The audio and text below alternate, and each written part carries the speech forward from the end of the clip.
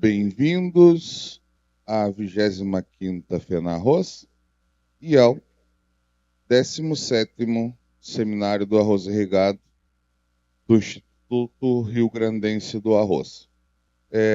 Chamo para dar as boas-vindas aos senhores e às senhoras, o coordenador regional do Instituto Rio-Grandense do Arroz, Enio Coelho, representante da diretoria do Instituto, o senhor Luiz Fernando Flores de Siqueira, gerente do Departamento de Extensão Rural. Com um bom dia desse, né, que os nossos mananciais estão chegando na sua capacidade máxima, isso nos dá a garantia que nós vamos ter reserva de água para o próximo ciclo de verão. Que os senhores e as senhoras consigam interagir com os palestrantes e que tenhamos um ótimo dia de trabalho. Enio, por gentileza, traga as boas-vindas aí para o pessoal. Bom dia a todos, então, pessoal. Eu agradeço imensamente a presença de todos aqui. Sei das dificuldades climáticas, né, que se apresentavam para nós e acabaram se confirmando. Temos estradas bloqueadas nesse momento, né, 287, por exemplo, no acesso ali entre Cabrais e Candelária, já foi bloqueada pela madrugada. Já recebemos aqui notícia de produtores que estavam se deslocando para o evento e não conseguiram fazer. Vão tentar fazer a volta por São Cepé para poder chegar aqui pelo menos na parte da tarde. Mas é uma dificuldade que existe e a gente tem que enfrentar, né? Da mesma forma como enfrentamos grandes dificuldades na lavoura, né, seja ela de arroz, soja, em várzea, enfim, a gente tem nos superado, sido muito resiliente com relação a cultivar, né, o alimento para esse país. Então, eu gostaria de agradecer imensamente, como o colega Jodei falou, é um dia de trabalho, né, então vamos, dentro do nosso horário, né, que temos um tempinho aqui, vamos começar, e assim que mais colegas, mais produtores vêm chegando, vão se integrando conosco. Então, quero só reforçar que um trabalho, quando ele é montado, ele é pensado, né? É discutido, dialogado junto à equipe, à direção, para tentar trazer as melhores informações, né, para a lavoura do arroz, para o mercado do arroz, mercado da lavoura. Então, a gente planeja muito e nesse dia a gente quer trabalhar bastante e torcer para que a gente saia daqui com alguma mensagem positiva, né? Já que se apresentam algumas condições aí não tão boas. Agradeço imensamente, então, a presença de vocês e vou passar a palavra para o Johnny. Obrigado. Obrigado, Enio. Gentileza, presidente Thomas, o senhor também pode passar aqui para deixar as boas-vindas aí em nome da FENARROZ. Luiz Fernando, traz a tua mensagem aí, por favor. Bom dia, pessoal. É uma satisfação muito grande participar. Acho que Cachoeira do Sul dispensa comentários a importância que tem no cenário do arroz, uma importância histórica que foi construída com muito trabalho, muita dedicação das instituições. A FENARROZ é uma marca importante para todo o estado e pensando no mundo do arroz, a gente sabe o tamanho que a FENARROZ tem, a importância. Hoje ela tem uma diretoria trabalhando certamente o ano todo para conseguir ter esse evento e nos ceder um espaço bonito, organizado desses aqui, a gente fica realmente muito agradecido. Em nome do Instituto Rio-Grandense do Arroz, do IRGA, uma instituição que tem 85 anos, está fazendo sexta-feira 85 anos de contribuição para a lavoura de arroz, tanto com genética, com manejo, com pesquisa e extensão, e é das poucas instituições no Brasil que tem pesquisa e extensão na mesma instituição. E, logicamente, para ocorrer o seminário hoje, teve um grande empenho de toda a equipe daqui, local, da região central, coordenados pelo Enio Coelho, coordenador regional, e a equipe está trabalhando desde a semana passada. Tem uma equipe gastronômica preparando um almoço para vocês. E a gente sabe que tudo isso dá trabalho e dá preocupação, e todo o motivo de ter sido feito isso é para receber vocês, os produtores, técnicos, alunos, professores de instituições aqui da volta. A lavoura, ela submete a gente a grandes desafios técnicos, emocionais, às vezes também, e a gente está vivendo um outro cenário bastante difícil. Eu estava vindo no caminho agora e é um cenário que preocupa a gente quando a gente vê produtores nos trevos, produtores reivindicando situações melhores para as suas atividades. E especificamente no arroz, e hoje nós não trabalhamos só com arroz, a gente trabalha com soja, milho, com cultura de cobertura de inverno, a gente vislumbra um cenário difícil para essa próxima safra.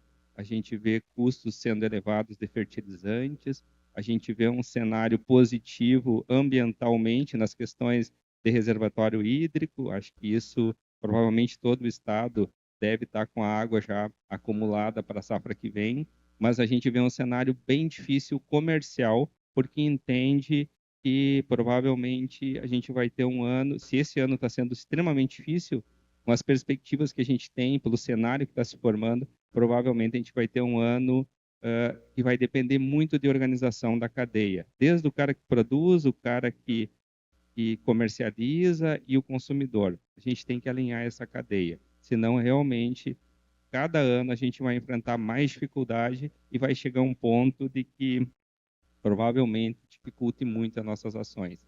E eu digo nossas ações, porque o IRGA, a razão de existir o IRGA são os produtores de arroz. A todos um ótimo seminário aí, que se vai estender pela manhã e pela tarde, e a gente fica inteiramente à disposição aí. E mais uma vez, em nome do IRGA, a gente agradece a organização da FENARROZ e a todos vocês que estão aqui presentes. Obrigado, Fernando. Presidente Thomas, gentileza, muito obrigado, né, pelo espaço. Traga aí as suas boas-vindas para o pessoal. Bom dia a todos, bom dia ao Fernando, bom dia ao Enio. Desejar a todos um seminário bom, porque o IRGA há apenas de anos aí, e eu sei que eles são eficientes. Eu lembro muito quando eu trabalhava no Banco do Brasil, éramos parceiros, onde as agências por onde eu passei, o IRGA foi sempre parceiro, principalmente na área de soja. Então, eu desejo a todos um seminário ótimo. Aproveitem, apesar dessa chuvarada que está aí caindo, vocês são guerreiros e bravos de hoje estarem aqui, apesar dessa chuvarada toda que deu a noite, né, inteira. Então, desejo a todos um ótimo seminário e que Deus, né, abençoe a todos. Obrigado. Obrigado, senhor presidente. Sem mais delongas, eu agradeço mais uma vez a presença de todos. Vou convidar o colega Nelson Cardoso. Ele vai fazer a moderação desse nosso primeiro espaço, que conta com a doutora Jossana, nossa consultora em meteorologia. Agora é contigo, meu cara. Bom dia, pessoal. Passando da parte de protocolo, nós vamos para a parte prática. Falar sobre clima, que é bem interessante. Nós vemos de 5 safras aí com condições diferentes, seca, chuva, e a oportunidade com a doutora Jossana explicar um pouco para vocês, falar o que aconteceu e dar algum prognóstico, alguma coisa, o que tem para a próxima safra, para a gente poder se organizar e planejar um pouco a safra, que é um pouco difícil planejar clima, mas tem algumas coisas que podem ser feitas. Convido a doutora Jossana para proferir a palestra dela, daqui ou de lá. Bom, passo a palavra a Jossana para nós parar com as conversas e vamos para o trabalho. Certo. Bom dia a todos. Obrigada, Nelson. Então, gostaria mais uma vez, né, de agradecer o convite de estar aqui de novo participando da FENARROZ, 25ª edição, isso, né? Um evento tradicional, né, uma feira tradicional, e acredito também ser muito importante aqui para a região. Então, eu vou falar sobre a previsão climática, né, o cenário climático que a gente vivenciou aí um pouquinho na última safra, as condições atuais e o que a gente deve esperar, quais são os cenários que a gente pode traçar para a safra 2025-26. Está passando.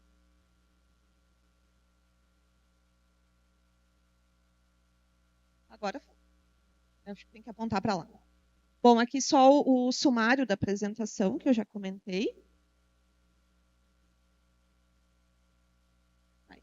Então, iniciando com as condições climáticas e meteorológicas ocorridas na safra 24-25. Então, aqui aquele quadro que eu sempre coloco, onde a gente tem a temperatura, a anomalia da temperatura da superfície do mar em cada trimestre, né? E aí os valores em azul caracterizando as laninhas que tivemos nas últimas 3 safras, o evento de El Niño, né, que gerou, que ainda é muito recente na nossa memória, né, que causou a enchente ali de maio, né, foi um dos fatores. E de lá para cá, então, aqui do trimestre,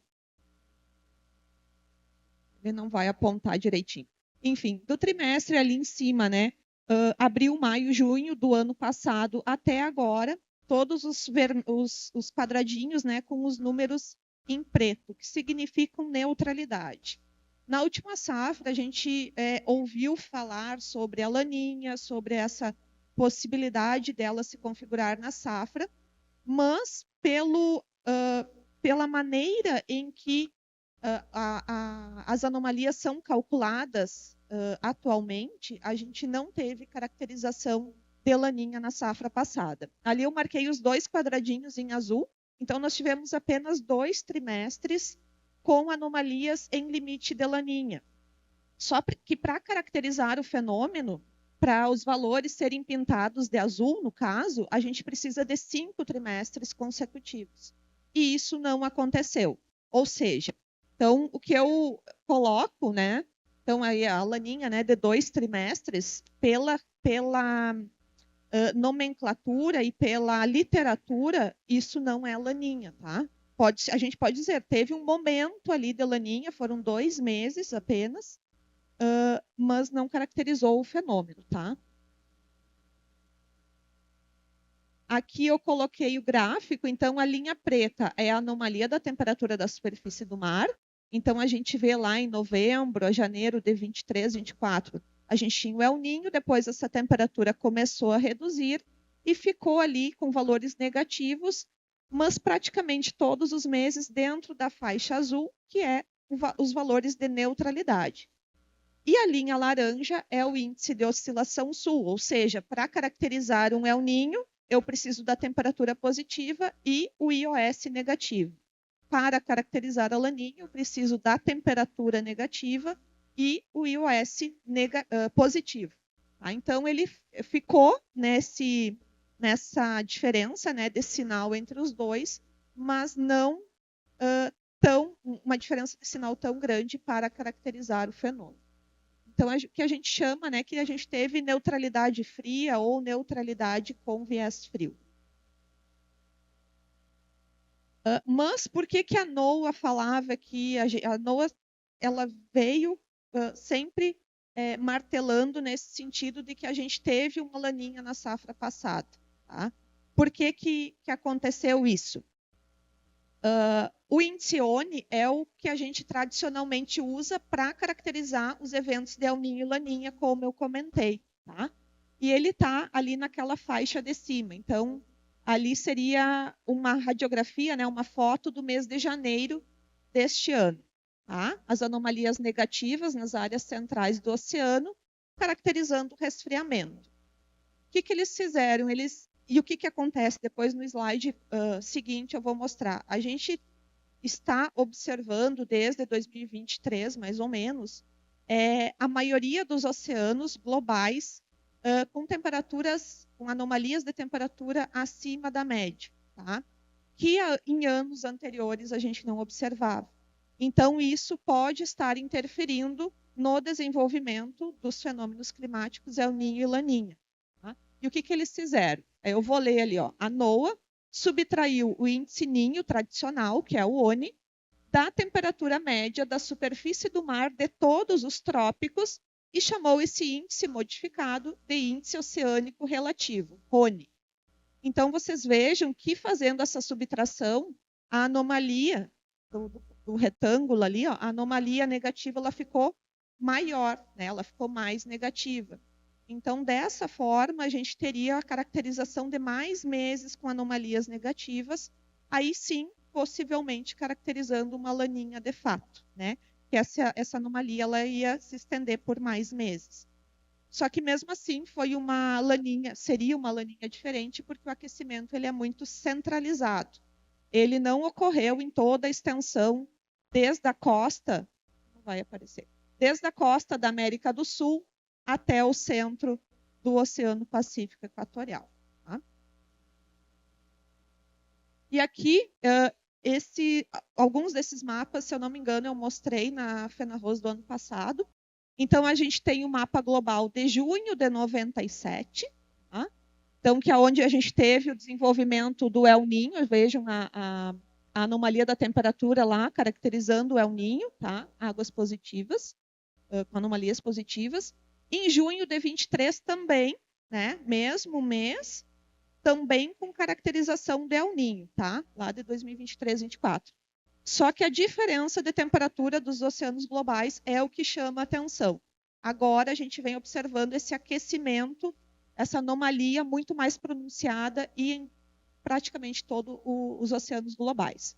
Junho de 24, na verdade, a gente já não tinha mais o El Niño, né? Lá naquele retângulo, está evidenciado a região do Ninho. E os oceanos globais até uma anomalia positiva ainda maior. E agora, em abril de 25, de novo, o retângulo lá está todo branco, ou seja, a gente está com a região do Ninho em neutralidade.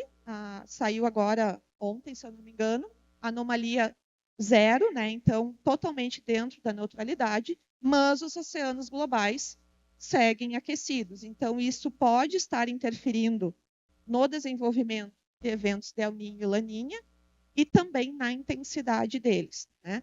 E até isso dificulta os prognósticos, visto que eu mostrei no slide anterior, em relação aos próprios prognósticos, porque às vezes a gente acha que está um resfriamento X, mas isso está sendo mascarado por essas temperaturas, anomalias, né, de temperaturas globais, aí, essas anomalias muito positivas.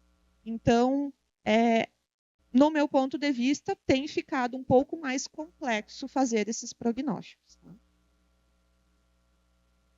Aqui é bem mais difícil de entender os gráficos, mas é uma análise que a própria NOAA vem fazendo. Então, esse é um cenário diferente que a gente está vendo e estudos precisam ser feitos em relação a isso. Então, é algo que está num certo início, né? Então, vejam, começou mais ou menos em 2023, 2022, esses aquecimentos. Então, 2, 3 anos para a gente conseguir fazer estudos e pesquisas em relação a isso é pouco tempo. Mas aqui o primeiro gráfico mostra as linhas, então a roxa mais escura é o RONE, tá? Que é o índice modificado, e a rosa é o ONE, que é o tradicional. E realmente, no último El Niño, o ONE, então a temperatura é como se o que a gente viu de anomalia no El Niño, ele ficou um pouco intensificado em relação ao que realmente era, e nesse caso da Laninha, ele ficou um pouco desintensificado em relação ao que realmente foi. E aí eles destacam, né, quando eles fazem a diferença de um e outro, que mais ou menos aí de 2015 para cá, eu até coloquei a seta, essa diferença aumentou. Então, acaba dificultando e mascarando um pouco a intensidade dos próprios fenômenos. Tá?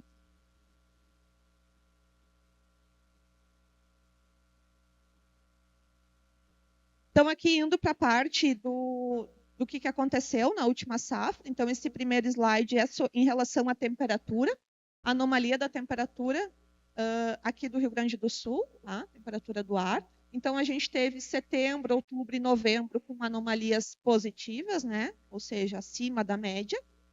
Dezembro, vocês devem lembrar, a gente estava avançando, aí chegando no verão e ainda usando uns casaquinhos, né? Então, esteve mais frio, principalmente as temperaturas mínimas. Janeiro também, eu lembro que janeiro, mais ou menos a partir da segunda quinzena, é que os dias começaram a ficar um pouco mais quentes. Então, a gente teve pelo menos 1 mês e meio com temperaturas mais baixas no estado.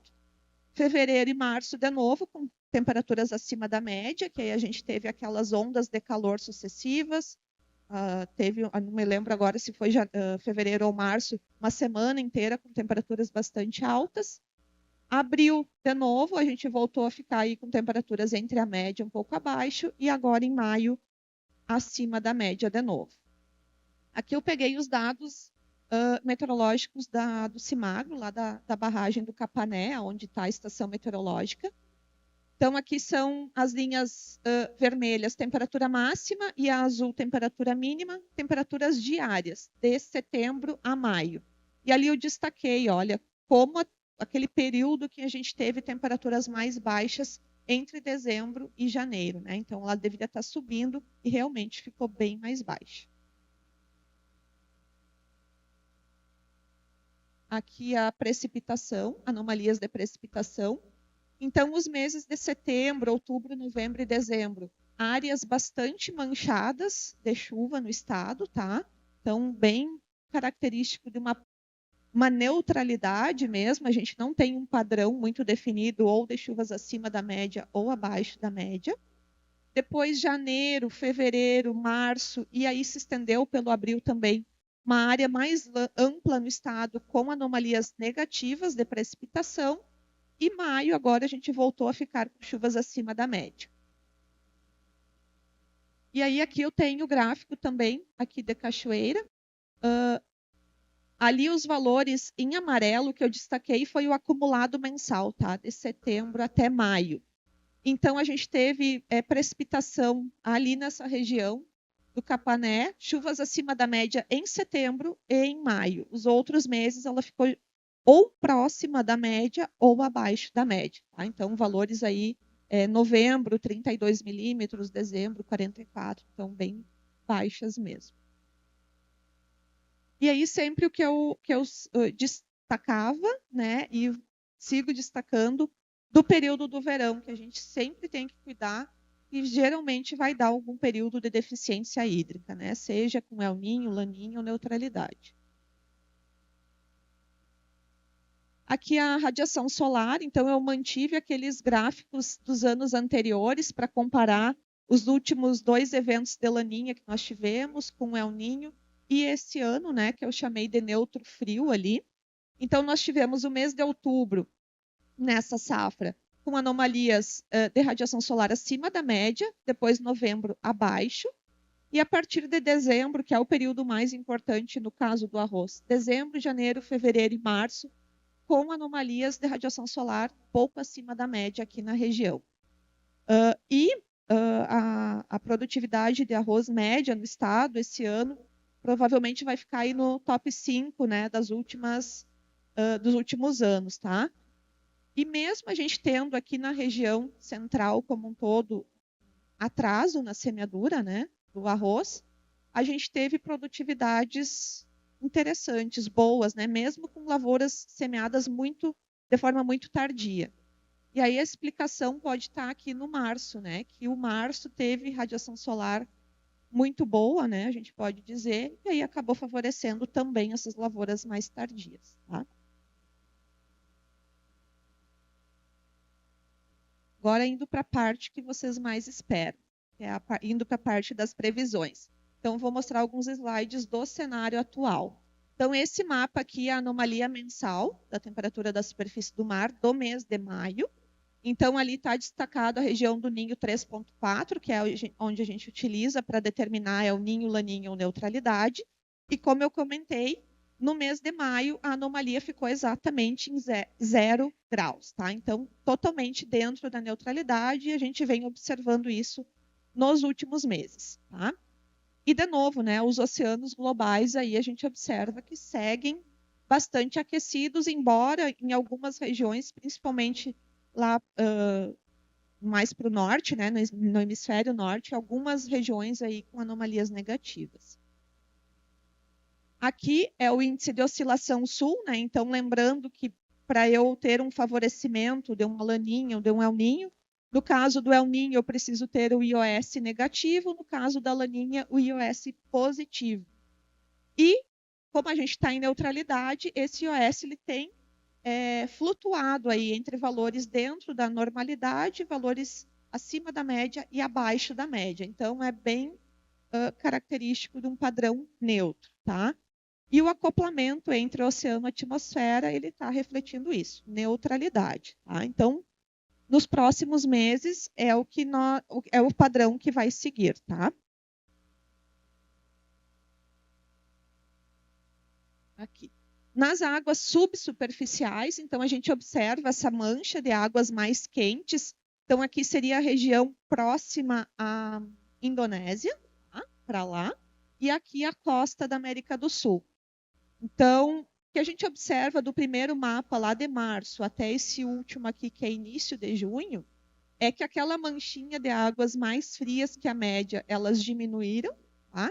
Que era lá ainda a gente tinha um resquício do resfriamento no Oceano Pacífico, e agora a gente não tem mais.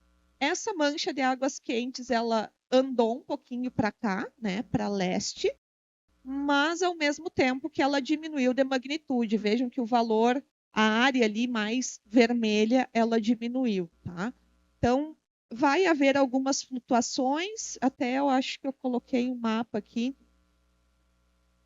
Aqui a região do Ninho 3.4, né? Está aparecendo uma médiazinha ali um pouco positiva. E aqui é o mapa do dia 14, tá? Da anomalia do dia 14. Então, bem próximo à costa da América do Sul, tem uma mancha um pouquinho maior de águas com anomalias positivas. Então, isso aí vai ficar flutuando, tá? Em algum momento fica mais frio, às vezes mais neutro e um pouquinho mais quente do que a média. Mas, no geral, a tendência é, no médio prazo, curto médio prazo, é que não modifique tanto. O Centro Australiano de Meteorologia prevê condições neutras, pelo menos até novembro deste ano, 2025. E a NOAA, aqui é o gráfico que saiu agora no início de junho.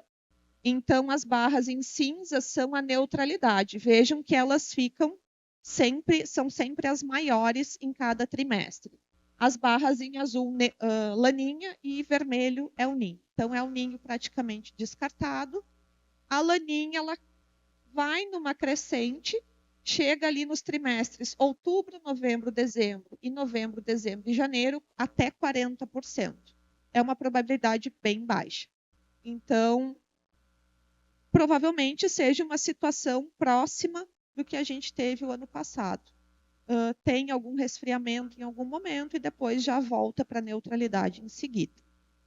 E aí eu fui buscar o gráfico que saiu o ano passado, em junho do ano passado, porque às vezes é tanta coisa que a gente vê ao longo de um ano que a gente esquece de como estava a previsão. E aí essa daqui é a previsão.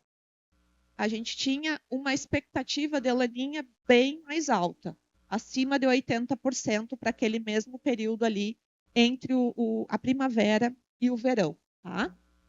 E neutralidade bem baixa, tá? Então, diante desse cenário, talvez alguma coisinha possa mudar nas próximas atualizações, mas diante do cenário atual, a expectativa seria até melhor do que o ano passado, ou seja, de a gente ter uma expectativa de uma safra dentro da neutralidade, mais dentro da neutralidade do que no ano passado.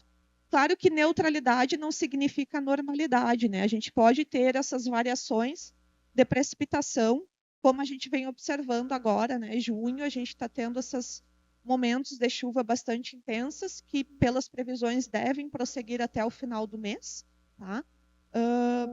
E pode ser que até final, lá durante o mês de julho, por exemplo, a gente fique com chuvas abaixo da média. Tem algum período aí de estiagem mais curta. Então, as flutuações durante a neutralidade, elas ocorrem e também fica mais difícil de fazer prognósticos muito estendidos. Mas, voltando ao que eu falei um pouquinho antes, uns minutos atrás, cuidado com o verão, né? No último slide eu vou frisar de novo. O verão, aqui no estado, a gente sempre vai ter algum momento de estiagem. Então, para a cultura da soja, né, de sequeiro, acaba sendo um ponto de atenção e de preocupação. Para o arroz, não, né? Para o arroz, neutralidade ou laninha são sempre bem-vindos, porque geralmente a gente tem uma boa disponibilidade de radiação solar. Aqui falando de um outro ponto, né? A gente foca muito nas previsões em El Niño e Laninha, que é o que vão determinar a safra. Mas a gente tem a oscilação decadal do Pacífico, que ela tem uma magnitude maior, um tempo maior entre a sua fase fria, quente e fria, tá? 20, 25, 30 anos ela pode durar. E ela modula também um pouco os eventos de El Niño e de Laninha. Então, o que os estudos dizem? Que quando a gente está numa fase negativa, uma fase fria, como é a última que a gente está agora, a gente teria um maior favorecimento a ter eventos de laninha e que em algum momento eles fossem mais intensos. A mesma coisa acontece para o período quente. Tá? Mas, claro, mesmo durante a fase fria da oscilação decadal do Pacífico, podem haver eventos de El Niño. Tá? Então, aqui as anomalias, né, então, da PDO mensal. Então, ela parece estar tendo uma leve redução, mas isso pode aumentar nos próximos meses. Ela tem uma flutuação também. E ali em cima, em amarelo, eu coloquei os períodos. Então, lá de 47 a 76, a gente ficou 29 anos na fase fria. De 77 a 98, a gente ficou 20 anos na fase quente, ou positiva.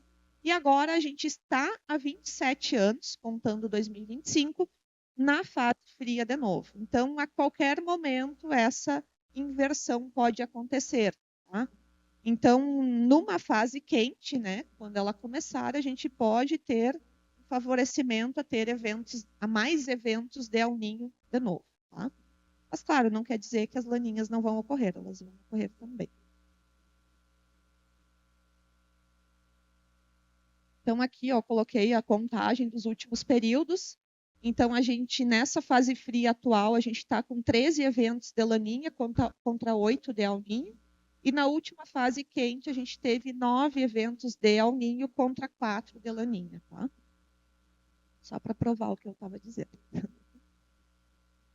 Aqui as previsões. Então, esse daqui foi atualizado em maio. O do mês de junho deve sair na próxima semana. Tá? Então, eles são trimestrais. Então, para o trimestre junho, julho e agosto, e julho, agosto e setembro, aqui para a região de Cachoeira, a gente deve ter chuvas dentro da normalidade nesse trimestre. E aí, agosto, setembro, outubro e setembro, outubro, novembro, um favorecimento a ter chuvas abaixo da média. Tá? Aqui as previsões mensais de 5 modelos. Então, os que eu coloquei, eles circulados com pontilhado, é a previsão ainda do mês de maio. A do mês de junho tem alguns modelos que já atualizaram e outros não. O do INMET, acredito que essa semana vai atualizar. Mas, pela previsão de junho, a gente tinha para esse trimestre, junho, julho e agosto, bastante áreas aí do estado com anomalias positivas. Azul são anomalias de chuva acima da média, assim como o verde. O laranja, o marrom e vermelho abaixo da média. Tá? O modelo CFS versão 2, que é o modelo americano, uma maior tendência de chuvas abaixo da média.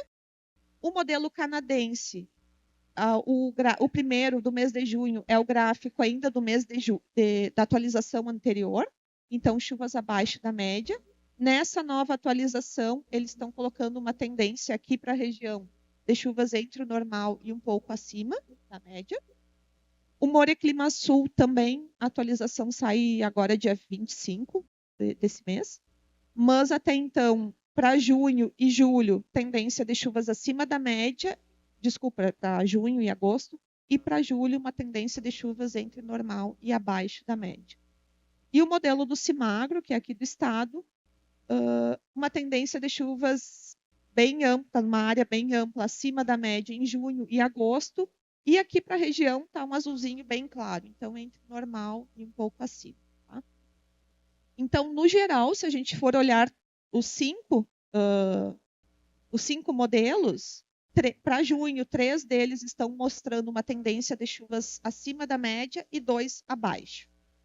Para julho, 1, 2, 3. 3 modelos também com uma tendência de chuvas entre normal e acima e 2 entre normal e abaixo.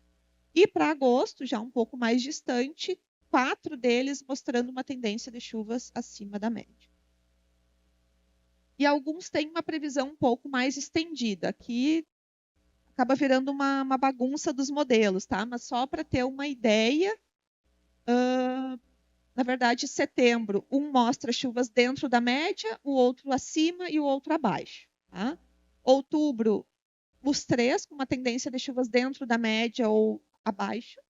E para novembro, abaixo da média. Considerações finais. Aqui, então, só colocando os dados aí de 22 safras da evolução da semeadura, né, semanal aqui no estado. Então, tanto com eventos de laninha ou neutralidade, a gente tem um favorecimento, né? A semeadura acaba ocorrendo de forma mais rápida, devido à primavera ser um pouco mais seca, quando comparada com anos em que a gente tem o El Niño ativo, tá? Então, para a semeadura, de um modo geral, a expectativa é boa. Aqui a produtividade de arroz, então, se a gente for para um viés de neutralidade, tá? São os pontos pretos. Então, geralmente, eles ficam mais próximos da média de produtividade. No caso da soja, aí acaba mudando um pouquinho. A gente pode acontecer de tudo, como eu comentei. Então, a gente tem pontos pretos acima e abaixo da média e alguns bem abaixo da média. Então, já houveram anos com neutralidade em que a gente teve períodos de deficiência hídrica bastante prolongados. E aí acaba sendo um problema para a soja. Tá? E aqui uma análise parece meio bagunçada, eu vou explicar. Foi uma colega do IRGA que me deu a ideia, ela viu num evento no Uruguai e me deu a ideia de fazer isso. O que eu fiz aqui? Eu peguei alguns locais, ele está bem pequenininho, mas é Santa Maria, Uruguaiana, Bagé, Porto Alegre, Pelotas e Santa Vitória do Palmar. Está desde da safra 88, 89 até a 24, 25. Tá? Os meses vão de setembro a abril, pensando no período de safra do Rio Grande do Sul. E aí o que eu fiz? Eu peguei a chuva que ocorreu, por exemplo, em maio e diminuí da normal climatológica, e aí eu vi se ficou acima ou abaixo da média. E aí eu coloquei no Excel, essas cores ele já faz por conta, né? Então, valores em azul, chuvas que ficaram abaixo da média, e aí conforme mais para o azul, foi uma anomalia maior. O azul mais fraquinho foi uma anomalia menor. O vermelho é a mesma coisa, anomalias abaixo da média.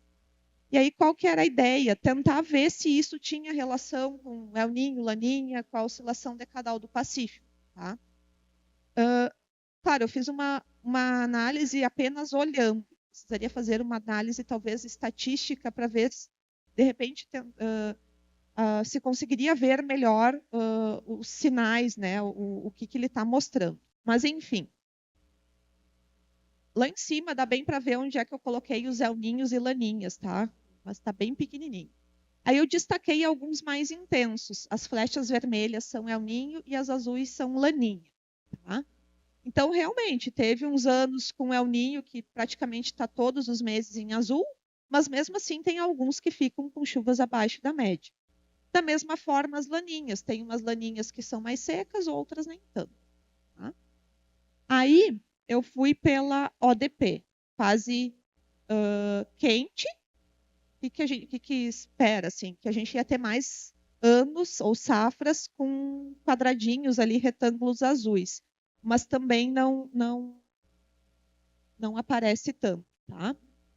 E aí eu destaquei, é que aqui não vai dar para ver direito, mas onde eu circulei a gente consegue ver as últimas safras. Deixa eu subir lá, mais fácil. Tem umas faixas que parece que tem mais anos com anomalias negativas e outras com anomalias positivas. mais ou menos aqui assim, a gente tem uma faixa aqui em mais anos, né, mais quadradinhos vermelhos, que foi justamente as últimas laninhas que nós tivemos, desde a safra 19-20 até a 22-23. E tem algumas partes que eles são mais azuis, né? Esse para cá, que foi as últimas safras que realmente foram melhores de soja, né? Que foi mais ou menos da safra 12-13 até a 18-19. Tá? E tem um outro período que ele parece ser tem mais valores em vermelho, até poderia espichar mais para cá, que é esse entre 2003-4 e 2005-2004. Só que vejam, nesse aqui que eu circulei, tem 3, parece que a gente teve umas safras com uma deficiência hídrica maior, mas ali eu tive um ano neutro, um ano de El Niño, um ano de Laninha. E aqui nessas últimas, sim, foram um ano neutro e as 3 laninhas consecutivas. Mas aqui, nesse último período bom, principalmente para o pessoal da soja, né, a gente teve produções boas naquelas safras de 2012, 13 até 2018, 19. Ali a gente teve neutralidade, teve El Niño e teve 2 laninhas e depois um El Niño de novo.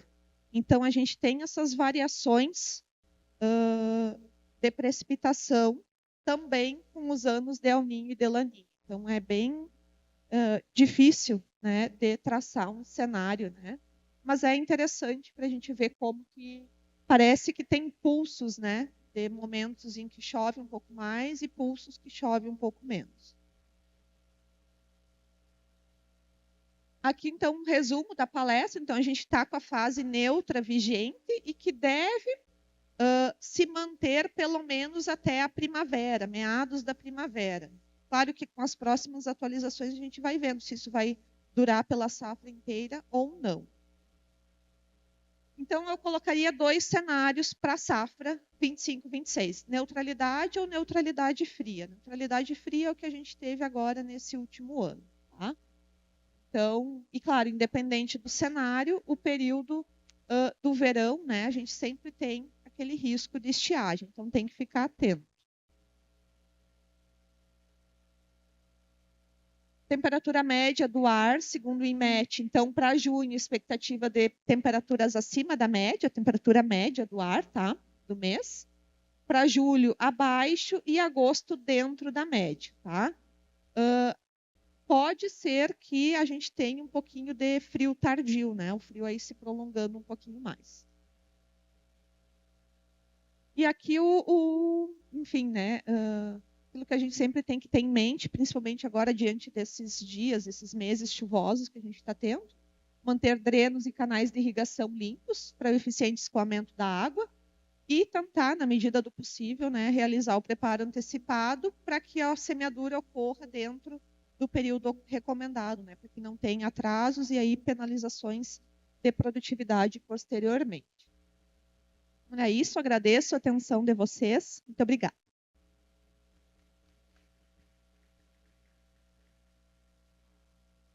Bom, pessoal, assistindo a palestra da Jossana aqui, a gente vê que é um tema extremamente importante e mesmo olhando, tem vários institutos para o mesmo local com previsões diferentes, com perspectivas diferentes, né?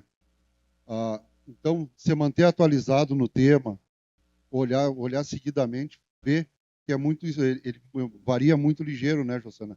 Às vezes as informações, mesmo a água tendo que esquentar e esfriar, né? Essa chaleira esquenta fácil e esfria fácil, né?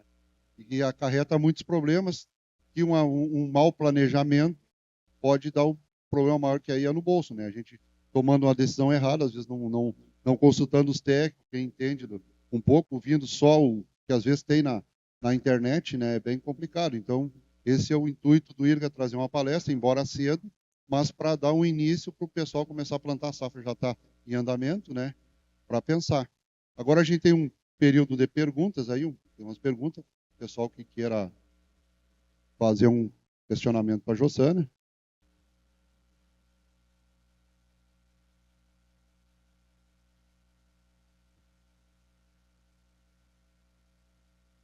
Bueno, vamos lá. Eu sou o Fernando Herbe, produtor aqui de Cachoeira. Lembrando na tua palestra, Jussana, dos meus tempos da faculdade de climatologia agrícola, se falava muito naquele tempo de influência do Sol nos ciclos, né, de mais chuva, menos chuva no planeta Terra, em função de erupções solares, mais ou menos em número ou em intensidade. O que a gente observa nessa variação dos institutos da informação, no mesmo momento que um diz que vai ter chuva acima da média, o outro diz que vai dar abaixo da média. A origem dessas informações, elas contemplam informações como essa que eu citei sobre erupções solares, sobre que tipo de vegetação tem no planeta naquele momento. Isso tudo influencia na refletividade, né? Por que essa variação toda? Se eles levam em consideração essa questão das erupções solares, tem os ciclos solares, né, o período de máxima e de mínima, realmente eu não sei dizer. Questão de relevo, eu sei que tem alguma coisa, mas depende muito do modelo. Às vezes, modelos de previsão de tempo levam até mais em consideração isso do que os de clima. Mas eles são bastante complexos, né? Daí teria que ver dentro de com quem desenvolveu cada modelo, né? Para ver exatamente o que leva em consideração dentro de cada modelo. Mas eu não sei dizer exatamente, né, agora o que cada um leva, né? Porque às vezes como é que eu vou dizer? Não é de livre acesso, né? Os sites, daí teria que conversar com a pessoa achar a pessoa que desenvolve para tentar ver o que realmente cada um leva em consideração. Mas eu sei que levam, assim, em linhas gerais, né, a questão da parte do que já aconteceu, né, do clima, leva em consideração as temperaturas, enfim, do que já aconteceu, ver como é que está agora e daí faz as projeções. Isso de maneira bem geral, é isso. Mas isso que o senhor falou da questão solar, né? Claro, tem muitas coisas que interferem no clima, né? Então, isso até aquele quadro ali, com aqueles valorzinhos, né? Os quadradinhos azuis e vermelhos que eu mostrei ali, né? Desse estudo. Tem vários fatores que a gente poderia, daí com a estatística, né? Fazer as análises para ver o que está interagindo, o que dá mais interação. Se é o ninho laninha, se é a oscilação decadal, se é questão de erupções vulcânicas, que a gente sabe que às vezes pode interferir, né? Dependendo do vulcão que entra em erupção, ele joga bastante fumaça, né? Quando a gente tem bastante fumaça no céu, isso acaba reduzindo a quantidade de sol que chega aqui na superfície, né?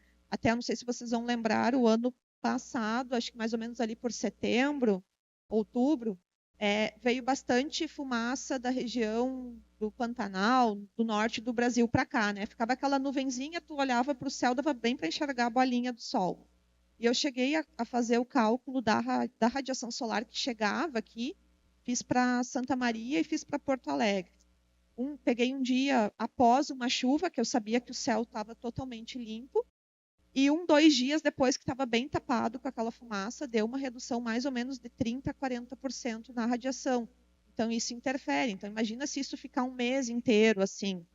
Interfere até na alface que a gente planta na horta, né? Vai ter menos radiação para ela se desenvolver. Interfere na temperatura. Então, com certeza tem impactos, né?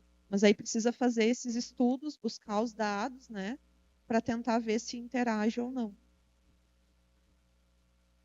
Josana, aqui, Gerson Santos, consultor aqui em Cachoeira. E eu sei que a ciência, a climatologia evoluiu muito. Eu fiz climato há mais de 40 anos. Houve erros grosseiros no passado em relação às precipitações. Muitos climatologistas foram condenados pelo mercado por erros absurdos. Mas a gente observa que, por mais que tenha evoluído a ciência, como é difícil fazer previsão de clima, projetando aí 6 meses para frente. Previsão do tempo eu acho muito fácil. 2, 3 dias, você consegue dizer o volume, o dia e o horário que vai chover. Mas, como os modelos hoje disponíveis para nós como eles, seguindo a linha do Fernando Herbe, como esses modelos são com diferenças gritantes. E a gente vai nas palestras e observa que você pega 15, 20 modelos do mundo e você faz uma média para tentar errar menos. Eu tinha um professor que dizia sempre que média vem de medíocre. E aí a gente fica perdido. Mas eu vou ter que questionar em relação aos últimos dados, informações que saíram na mídia, dando conta de uma alta probabilidade de laninha para a safra 25-26. Eu observei os teus dados ali, não. Existe alguma possibilidade para o verão, janeiro, fevereiro, março ali, talvez de um laninha de 30%, um El Ninho de 10%, e neutro na faixa de uns 50%. Foi o que eu filtrei dos teus dados.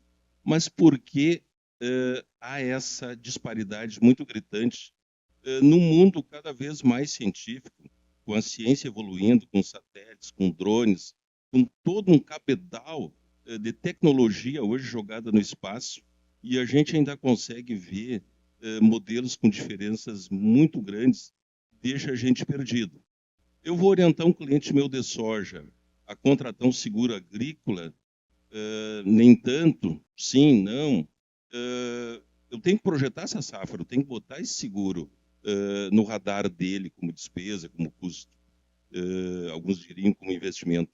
Então, como a gente está hoje no mercado muito perdido em relação a gente não ter um norte verdadeiro em relação a uma grande tendência de clima. Os modelos realmente eles têm aquele próprio ali, ele é uma média também de diversos modelos, né? Aquele de barras que o senhor comentou. E realmente, por exemplo, talvez essa alta probabilidade para a laninha, talvez essa fonte tenha se utilizado de apenas um modelo. E às vezes esse um modelo pode estar indo muito para um lado da laninha realmente. Eu prefiro analisar mais de um, né? Porque é muito difícil, às vezes, qual modelo acerta mais? Ou até da própria previsão do tempo, o pessoal me pergunta. É difícil, é mais difícil, porque o próprio modelo climático, a parte climática é mais difícil ainda de fazer a previsão em relação à previsão do tempo, como tu comentou. E na parte climática eu prefiro analisar mais de um, justamente por causa disso, para ver aonde a maioria está indo. Até tinha uma fonte, agora eu não consegui mais achar ela, que o site modificou, que mostrava bem isso. O modelo americano está prevendo uma anomalia de tanto, o modelo europeu tanto, tem modelo japonês, tem vários, tem 5, 6 lá. Geralmente, por exemplo, da NOAA, ele é sempre mais, como é que eu posso usar a palavra? Quando tem uma probabilidade de laninha, ele é sempre tipo uma laninha mais intensa, um El Ninho mais intenso. Ele é meio espalhafatoso, assim, a gente pode dizer. Outros já são mais contidos, assim. Então, por isso que a média é interessante. Ali dos mapas de anomalia de precipitação, né, também, que em algum momento um vai para um lado, outro para o outro, eu até nem coloco quanto de chuva, se vai chover, se ele está prevendo 50 milímetros acima ou abaixo da média, justamente por causa disso. Eu prefiro analisar a tendência do que não o valor, né, de quantos milímetros vai ficar acima ou abaixo da média, porque o percentual de errar a previsão é muito alto, né? A parte climática é bem mais difícil, né? E acredito que essa maior dificuldade nos últimos tempos, né? A gente evoluiu muito na parte técnica e na parte de computadores, enfim, para fazer os cálculos dos modelos, enfim. Mas um ponto, né? Essa questão do aquecimento dos oceanos meio que deu uma bagunçada em tudo, porque às vezes tu acha que é uma coisa, mas aquilo ali está mascarando o teu dado e tu não consegue ver com clareza o que realmente está acontecendo. Tanto que eles estão calculando esse índice aí modificado. Então, provavelmente, novas teorias, né, novas formas de se estudar e de se analisar esses dados vão surgir nos próximos tempos, se esse cenário continuar assim. E daí, para nós, na agricultura, fica muito mais difícil, né? Porque a gente depende disso. E esse outro ponto, né, dessa disparidade dos modelos agora, nessa safra, por exemplo, na safra passada a gente viu um pouco disso, é pela questão da neutralidade. Então, quando tem um El Niño, uma Laninha, tu tem uma forçante maior que te direciona para um lado ou para outro. Na neutralidade, essas variações elas são muito mais rápidas e tu não consegue prever com tanto tempo de antecedência. Mas eu acredito que o período do verão, né, é um ponto de atenção. Bom, pessoal, se não mais alguma pergunta, algum questionamento, nós temos que... Tem mais um ali, nosso coordenador. Tem que ter uma pergunta do coordenador, né? Não tem como não ter. Eu estava prestando atenção lá. Me parece que tem uma incerteza para a próxima safra, né? Claro que nós temos uma distância ainda longa, se nós considerar as questões de previsão, né? Mas assim, o que tu imagina? Será que vamos sofrer novamente com estiagem? Qual que é? O que dá para dizer nesse momento assim? Sei que é cedo ainda, mas tem algum posicionamento que a gente já poderia tomar? Porque muitos produtores já nos perguntam isso, né? Ô, Enio, como que está para a próxima safra? Qual que é a ideia do IRGA? Tem algum posicionamento?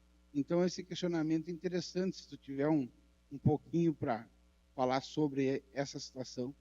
O que eu acredito, assim, o que eu espero, que eu acho que pode acontecer, é uma situação parecida com a última safra. Acredito que a gente não vai fugir muito do que a gente teve na última safra. Então, é uma maior tendência de ter chuvas abaixo da média. Pode ser que em algum momento, janeiro ou fevereiro, tenha ali uma semana que tenha chuvas mais volumosas, né? Já aconteceu em anos anteriores e salvou a safra de soja. Mas teve anos em que a seca foi se prolongando, como na safra 19 e 20, que foi um ano de neutralidade, tá? E foi uma seca bem severa. Então, vai depender muito também, principalmente no período do verão, de como vão estar outros fatores, né? Não só olhar o Oceano Pacífico, mas também o Oceano Atlântico durante o verão influencia bastante para nós, né? Se ele estiver bem aquecido, pode ser que a gente tenha um favorecimento e chuvas um pouco melhores, né? Claro que isso, o Atlântico influencia principalmente a parte mais leste, né? Com o Atlântico aquecido, Zona Sul praticamente não tem estiagem. Quanto mais para o interior do estado, menor, né, vai diminuindo essa influência. Mas aqui para a região central ainda a gente tem alguma influência positiva, tá? Então, esse seria um ponto que a gente deve começar a observar ali mais ou menos a partir de novembro para ver como é que vai estar essa questão. O Oceano Atlântico ele é mais difícil de fazer previsões prolongadas, como o Pacífico, que as mudanças na temperatura, né, ela é muito maior, então dificulta a previsão, mas a gente consegue analisar ali no curto espaço de tempo para ver como é que vai estar, né? Bom, pessoal, do adiantado, nós temos outra palestra do cenário do agronegócio. Outra pergunta?